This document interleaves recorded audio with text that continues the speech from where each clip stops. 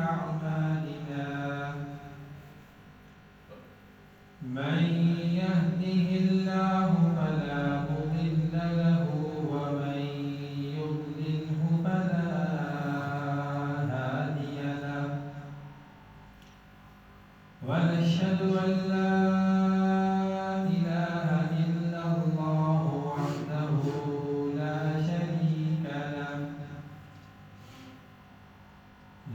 شريك له ولا نذير له ولا معين له ولا مشير له ولا وزير له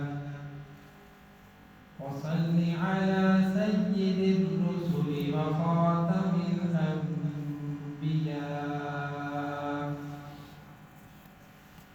قال الله تبارك وتعالى في كلام المجيد والفرقان الحميد: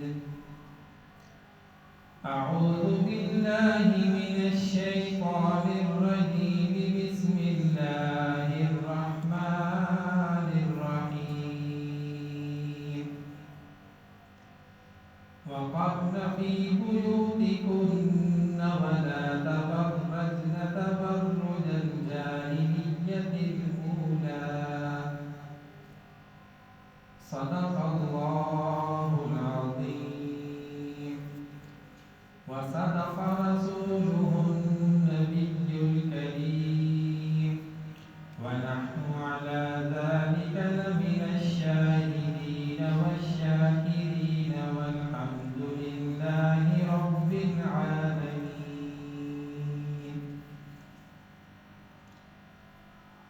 معزز سامعین کرام، آج 20 جمادی الثانی 1447 ہجری اور 12 دسمبر سن 2025 جمعۃ المبارک کا دن ہے۔ ابھی آپ کے سامنے قرآن کریم فرقان حمید کی ایک آیت تلاوت کی ہے۔ اللہ تعالیٰ قرآن کریم میں فرماتے ہیں: وَقَرْنَ فِي بُيُوتِكُنَّ وَلَا تَبَرَّجْنَ تَبَرُّجَ الْجَاهِلِيَّةِ الْأُولَى، اور قرار پکڑو اپنے گھروں میں اور دکھلاتی نہ پھرو جیسا کہ دستور تھا پہلے جاہلیت کے زمانے میں۔ اللہ تبارک و تعالی مسلمان عورتوں کو فرما رہے ہیں اپنے گھر میں قرار پکڑو اور گھروں سے باہر مت نکلو بناؤ سنگار کر کے، جیسا کہ جاہلیت کے دور میں ہوا کرتا تھا۔ تو اللہ تعالیٰ نے خطاب نبی صلی اللہ علیہ وسلم کی بیویوں کو، ان کی بیٹیوں کو اور تمام مسلمان عورتوں کو کر رہے ہیں۔ تو اس سے ہمیں یہ پتہ چلتا ہے کہ اللہ تعالیٰ نے پردے کو اہمیت دی ہے۔ جب نبی صلی اللہ علیہ وسلم کی مبارک بیویوں، ازواج مطہرات اور بیٹیوں کو یہ حکم ہو رہا ہے کہ اپنے گھروں میں رہو، گھروں سے باہر مت نکلو، اور جیسا کہ عرب کے دستور میں تھا کہ جو عورتیں ہوتی تھیں وہ بناؤ سنگار کر کے اور صحیح تیار وغیرہ ہو کر باہر جاتی تھی اور لوگوں کو اپنی طرف مائل کرتی تھی۔ تو نبی صلی اللہ علیہ وسلم کو فرمایا گیا کہ اپنی بیویوں کو، اپنی بیٹیوں کو اور تمام مسلمان عورتوں کو یہ اللہ تعالیٰ نے حکم دے دیا کہ اب تم نے جیسے جاہلیت کے دور میں ہوا کرتا تھا اب اس طرح سے باہر نہیں نکلنا۔ تو اللہ تعالیٰ نے اس حکم کی اہمیت اس طریقے سے بتلائی کہ کائنات کی سب سے پاک ترین عورتیں جن کے بارے میں کوئی شبہ بھی نہیں کر سکتا، ان کو اللہ تعالیٰ نے جب یہ فرما دیا کہ آپ نے گھروں سے باہر نہیں نکلنا، اپنے گھر میں رہنا ہے، اور جاہلیت کے دستور کے موافق باہر نہیں نکلنا، تو یہ جملہ اور یہ حکم تمام مسلمان عورتوں پر لاگو ہو چکا ہے۔ یعنی جب نبی صلی اللہ علیہ وسلم کی ازواج اور بیٹیوں کو یہ حکم اللہ تعالیٰ فرما رہے ہیں، تو باقی جتنی مسلمان عورتیں ہیں وہ ساری اس حکم میں داخل ہیں۔ اس حکم کی اللہ تعالیٰ نے اہمیت بتلائی کہ کتنا ضروری ہے گھروں میں رہنا، کتنا ضروری ہے پردہ کرنا، کتنا ضروری ہے کہ یہ عورتیں جو ہیں اپنے آپ کو چھپا کر رکھیں۔ فرمایا کہ مستورات کا مطلب ہوتا ہے چھپی ہوئی چیز۔ اب جو عورت اپنے آپ کو چھپا کر رکھے گی، گھر میں رہے گی، بلا ضرورت گھر سے باہر نہیں نکلے گی، جو اللہ تعالیٰ کا حکم ہے اس کے مطابق وہ عمل کر رہی ہے، اور اگر اپنی مرضی سے وہ گھر سے نکل رہی ہے اور کوئی پردے کا اہتمام بھی نہیں کر رہی، تو پھر وہ اللہ کے حکم کے خلاف جا رہی ہے۔ تو اللہ کے حکم کے خلاف جانا کھلی بغاوت ہے، یہ ہمیں سمجھ لینا چاہیے۔ قرآن پاک میں سورہ احزاب کی آیت نمبر 33 میں اللہ تعالیٰ نے فرما دیا وَقَرْنَ فِي بُيُوتِكُنَّ وَلَا تَبَرَّجْنَ تَبَرُّجَ الْجَاهِلِيَّةِ الْأُولَىٰ، کہ قرار پکڑو اپنے گھروں میں اور نہ دکھلاتی پھرو جیسا کہ دستور تھا پہلے جاہلیت کے دور میں۔ اسی طرح سورہ احزاب میں آگے ایک جگہ اللہ تعالیٰ فرماتے ہیں یا ایھا النبی قل لازواجک وبناتک ونساء المؤمنین یدنین علیہن من جلابیبہن ذلک ادنی ان یعرفن فلا یؤذین وکان اللہ غفورا رحیما۔ نبی صلی اللہ علیہ وسلم کی ازواج کو، نبی صلی اللہ علیہ وسلم کی بنات یعنی بیٹیوں کو، اور تمام مسلمان عورتوں کو اللہ تعالیٰ فرما رہے ہیں جب گھروں سے باہر نکلو تو اپنی چادر تھوڑی نیچی لٹکا لو، یہ تمہارے حق میں بہتر ہے کہ تمہیں کوئی نقصان نہ پہنچا سکے، اور اللہ تعالیٰ بہت غفور رحیم ہے۔ تو اللہ تعالیٰ نے جب نبی صلی اللہ علیہ وسلم کی بیویوں کو، بیٹیوں کو یہ حکم دے دیا، تو اب کوئی مسلمان عورت ان سے بڑھ کر نہیں ہے، تو لہذا یہ حکم تمام مسلمان عورتوں کے لیے ہے کہ بلا ضرورت گھر سے باہر نہ نکلیں۔ اس کے ساتھ ساتھ اللہ تعالیٰ نے حکم دیا مسلمان مردوں کو اور مسلمان عورتوں کو کہ اپنی آنکھوں کی حفاظت کریں، اپنی آنکھوں کی حفاظت کریں۔ جس چیز کو دیکھنے سے اللہ نے منع کر دیا، نبی صلی اللہ علیہ وسلم نے فرما دیا کہ نامحرم کو نہیں دیکھنا، تو اس سے منع ہو جائے اس کو مت دیکھنا۔ جیسے نامحرم کو پہلی نظر اگر غلطی سے پڑ جائے تو وہ معاف ہے، اس کے فوراً بعد اپنی نظروں کو جھکا لے، کیونکہ جو پہلی نظر پڑ گئی وہ غلطی سے تھی، اب اگر دوسری نظر پڑے گی تو یہ شیطان کی طرف سے ہوگی، اور یہ جو نظر ہے یہ شیطان کے تیروں میں سے ایک تیر ہوتی ہے، جس جگہ پر پڑتی ہے اس کا اثر سیدھے دل میں رہتی ہے۔ اب ایک بندہ اگر کسی نامحرم کو دیکھ رہا ہے، وہ دیکھتا جا رہا ہے، وہ کہہ رہا ہے کہ یہ میری پہلی نظر تھی، تو یہ پہلی نظر نہیں ہے، بلکہ یہ وہ اپنے آپ کو دھوکہ دے رہا ہے، آنکھوں کے ذریعے وہ لذت حاصل کرنے کی کوشش میں لگا ہوا ہے، اور نام اس کو دے رہا ہے کہ یہ میری پہلی نظر تھی، پہلی نظر معاف ہے۔ پہلی وہ نظر معاف ہے جو غلطی سے پڑ گئی، اچانک ہماری نظر پڑی، آگے نامحرم آ گئی عورت کوئی، تو وہ نظر معاف ہے۔ لہٰذا اپنی آنکھوں کی حفاظت کرنی ہے، اپنی کانوں کی حفاظت کرنی ہے، اپنی زبان کی حفاظت کرنی ہے۔ آنکھ کی حفاظت کیسے کرنی ہے کہ جو اللہ نے منع فرما دیا نامحرم کو نہیں دیکھنا، تو اس سے بچنا ہے، اپنی نظر کو جھکا لینا ہے، جہاں ہمیں زیادہ نامحرم عورتیں نظر آئیں راستے میں کسی جگہ تو اپنی نظروں کو جھکا لیں۔ اسی طرح اپنے کانوں کی حفاظت کرنی ہے۔ اللہ تعالیٰ نے جن چیزوں کے سننے کا ہمیں منع کر دیا، خرافات اور گانے بجانے وغیرہ، تو ان چیزوں سے منع ہو جانا۔ اسی طرح جن چیزوں کے بولنے سے منع کیا، ایسے کفریہ کلمات یا ایسے کلمات جن کا دینی کوئی فائدہ نہیں ہے، دنیاوی کوئی فائدہ ہو سکتا ہے، اس سے بھی منع کر دو۔ تو یہ اللہ تعالیٰ نے حکم دے دیا کہ جب ایک مسلمان بندہ، مومن بندہ اپنی آنکھ کی حفاظت کرے گا، چاہے وہ مرد ہو چاہے عورت ہو، مرد کے لیے بھی یہ حکم ہے کہ وہ اپنی آنکھ کی حفاظت کرے، نامحرم کو مت دیکھے، اور عورت کے لیے بھی یہی حکم ہے کہ اول تو گھر سے نکلے تو کوئی چادر لٹکا لے، پردہ کر کے نکلے، اور اگر راستے میں کوئی نامحرم نظر آ جائے تو اس سے نظریں جھکا لے، اس کو مت دیکھے۔ اور دوسرا حکم اللہ تعالیٰ نے حکم دیا خواتین کو پردے کا، کہ پردہ جو ہے وہ عورت کے لیے ضروری ہے۔ جیسے فرمایا کہ مستورات، عورتوں کے لیے مستورات کا لفظ بولا جاتا ہے، اور مستورات کہتے ہیں چھپی ہوئی چیز کو۔ اب جو چیز جتنی چھپی ہوئی ہوگی اتنی حفاظت میں رہے گی، اور جو چیز جتنی عیاں ہو جائے گی اتنی وہ برباد ہو جائے گی۔ آج ہم دیکھتے ہیں کہ جہاں پر عورت اپنے حق کے لیے باہر نکلی ہے تو وہ تباہ و برباد ہوگی۔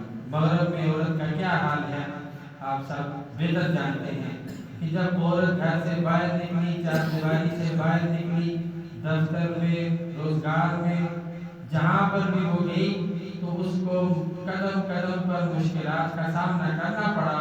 اس کی وجہ یہ تھی کہ اللہ کا حکم جب آ گیا، جب گھروں سے نکلو تو پردے کے ساتھ نکلو اور بلا ضرورت گھر سے باہر مت نکلو۔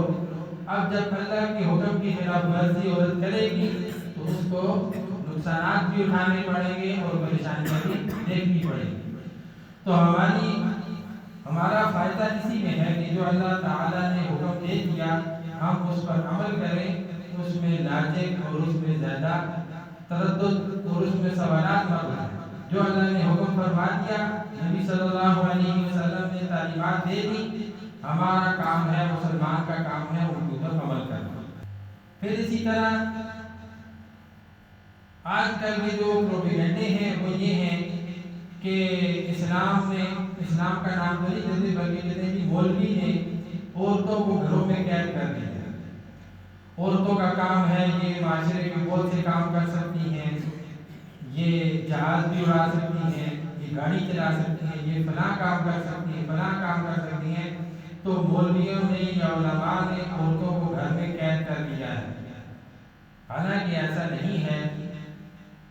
علماء وہی بات کرتے ہیں جو نبی صلی اللہ علیہ وسلم کا فرمان ہوتا ہے، اور علماء جو ہیں وہ انبیاء کے وارث ہوتے ہیں۔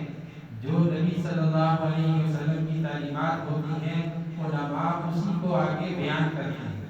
تو جب نبی صلی اللہ علیہ وسلم کا تعلیمات بھی ہمارے سامنے ہیں، اللہ تعالیٰ نے قرآن کریم میں بھی جب فرما دیا کہ بلا ضرورت عورت کا گھر سے باہر نکلنا ضروری نہیں ہے، اس کا کام ہے کہ گھر میں رہ کر گھر کی ذمہ داریاں سنبھالے، تو ظاہر ہے جب وہ باہر نکلے گی تو پھر یہ اس کو مشکلات دیکھنی پڑے گی۔ تو اس کا جواب یہ ہے کہ اللہ تعالیٰ نے اور نبی صلی اللہ علیہ وسلم نے عورت اور مرد کو علیحدہ علیحدہ پیدا کیا۔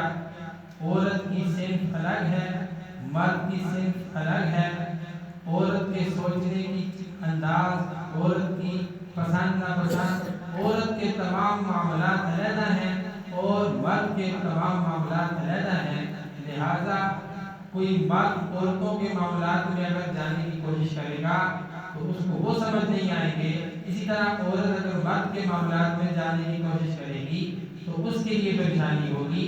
اس لیے مرد کو اللہ تعالیٰ نے فرما دیا کہ گھر میں جو ہے معاش کی تلاش کرے، اسی طرح روزگار کرے اور خرچہ وغیرہ لا کر گھر میں عورت کو دے، اور عورت کا کام کیا ہے؟ گھر کی ذمہ داریاں سنبھالے، گھر کے نان نفقہ، گھر کی جتنی چیزیں ہیں وہ تمام کی تمام اللہ تعالیٰ نے نبی صلی اللہ علیہ وسلم کی تعلیمات نے عورت کے ذمہ لگا دی۔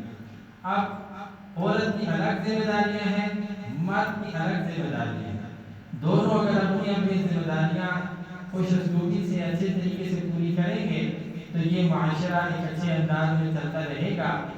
ورنہ اگر عورت گھر سے باہر نکل آئے گی اور کمانے کے اور اس قسم کے معاملات میں جب وہ شامل ہو جائے گی تو پھر ظاہر ہے فطرت کے قانون کے خلاف جائے گی تو اس کی مشکلات دیکھنی پڑے گی۔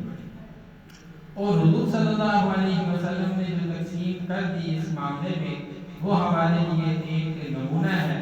جب نبی صلی اللہ علیہ وسلم نے اپنی بیٹی حضرت فاطمہ رضی اللہ عنہا کا نکاح حضرت علی رضی اللہ عنہ سے فرما دیا تو حضرت علی رضی اللہ عنہ کو حکم دیا کہ اب گھر میں کما کر لانے کی ذمہ داری آپ کی ہے اور گھر کے اندر رہ کر گھر کے معاملات چلانے کی ذمہ داری حضرت فاطمہ رضی اللہ عنہا کی ہے۔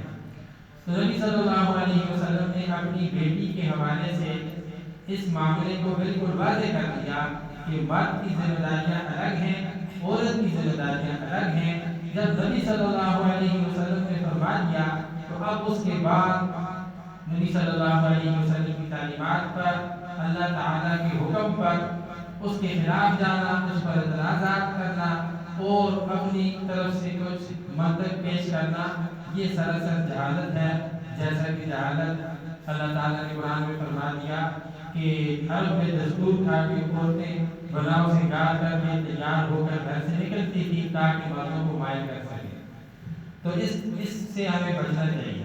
اور یہاں پر یہ بھی ہے کہ اکثر دیکھا گیا ہے کہ گھروں میں جب عورتیں ہوتی ہیں تو وہ بالکل گندے لباس میں اور ان کی حالت ایسی ہوتی ہے کہ لگتا نہیں ہے کہ یہ گھر کی ملکہ ہے، گھر میں رہنے والی ایک ملکہ کا اس کو خطاب کیا گیا ہے۔ اور جب گھر سے وہ باہر کسی تقریب میں شادی وغیرہ میں جاتی ہے تو تیار ہو کر جاتی ہے، حالانکہ اسلام نے اس کو حکم کیا ہے کہ بناؤ سنگار اپنے خاوند اپنے شوہر کے لیے کریں، اور گھروں سے جب باہر نکلے تو چادر لٹکا کر نکلیں، اپنے آپ کو پردے میں کر کے نکلیں تاکہ غیر غیرت کی نظر آپ پر نہ پڑے۔ لیکن بدقسمتی سے ہم اس کے الٹ جا رہے ہیں۔ جب عورت گھر سے باہر کسی شادی میں کسی بھی معاملے کے لیے نکلتی ہے تو تیار ہو کر نکلتی ہے، اور گھر میں شوہر کے لیے وہ ایسی ہوتی ہے کہ شوہر کا اس کو دیکھنے کا بھی دل نہیں کرتا۔ تو عورتوں کی طرف سے بھی کوتاہی ہے، مردوں کی طرف سے بھی کوتاہی ہے۔ اللہ تعالیٰ ہمیں معاف فرمائے، اور جو اللہ تعالیٰ کا حکم ہے تو نبی صلی اللہ علیہ وسلم کی تعلیمات ہیں ان کے مطابق ہمیں اس معاملے کو دیکھنا چاہیے اور اس کے اوپر عمل کرنا چاہیے۔ ہمارے معاشرے میں یہ چیزیں کچھ چلتی آ رہی ہیں جو کہ اللہ تعالیٰ کے حکم کے مطابق دستور سے چل رہی ہیں، اور کچھ ہم نے اپنے رواج بنائے ہوئے ہیں جن کا نہ کوئی سر ہے نہ کوئی پیر ہے، کوئی دلیل نہیں، بس ویسے ہمارے بزرگوں سے یہ چیز چلی آ رہی ہے تو یہ رواج بن گیا۔ جیسے ایک ہمارے معاشرے میں بہت جو بڑا مسئلہ ہے وہ یہ ہے کہ جب کسی عورت کا خاوند فوت ہو جاتا ہے تو ہمارے معاشرے میں یہ ایک چیز چلتی ہے کہ اس کے اوپر پردہ فرض ہو جاتا ہے۔ اب اس کا پردہ ہو گیا کہ اس کے ساتھ کوئی اس کو کوئی دیکھ نہیں سکتا۔ ایک عورت بالغ ہوئی 13-14 سال کی عمر میں، پھر اس کی شادی ہوئی، اس کے بچے ہوئے، کرتے کرتے 60-70 سال اس کی عمر ہوئی۔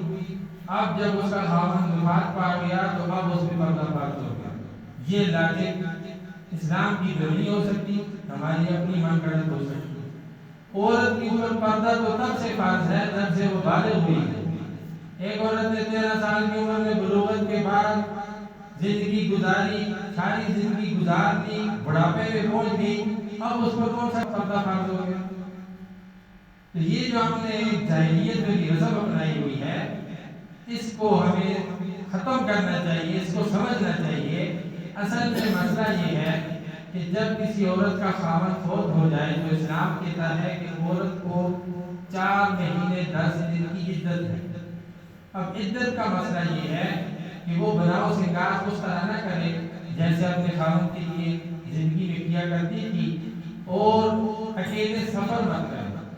سفر سے مراد ایسا سفر جس میں 1 دن لگ جائے، یعنی شہر سے باہر، تو ایسا سفر اگر وہ کرے تو اکیلے مت کرے، کسی کے ساتھ، محرم کے ساتھ، اپنے بھائی کے ساتھ، بیٹے کے ساتھ، کسی محرم کے ساتھ کرے، اور اپنے گھر میں زیادہ رہے، اس سے زیادہ شریعت کو اس کو پابند کسی چیز کا نہیں کیا۔ پردہ تو اس میں پہلے سے فرض ہے، یہ جو ہم نے خود ساختہ اس کے اوپر فرض کر دیا یہ غلط ہے۔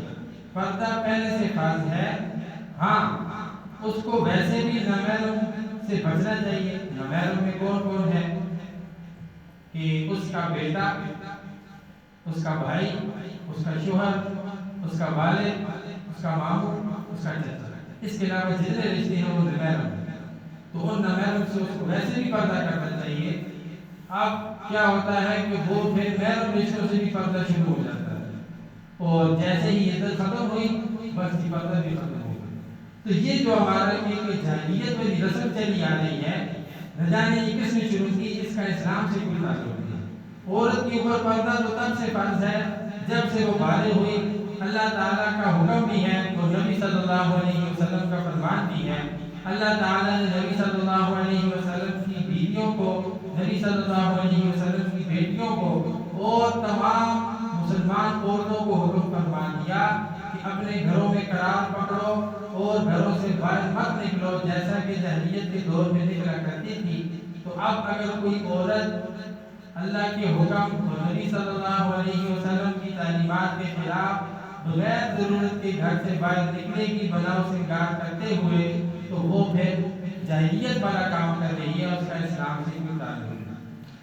تو یہ کچھ رسمیں ہم نے اپنائی ہوئی ہیں، ہمیں چاہیے کہ جو اللہ کا حکم ہے، نبی صلی اللہ علیہ وسلم کا فرمان ہے، اس کو اپنی زندگی میں لاگو کریں، اور ایسی کچھ چیزیں جو ہم نے خود سے اپنے اوپر فرض کی ہوئی ہیں ان کی حقیقت کچھ نہیں ہے۔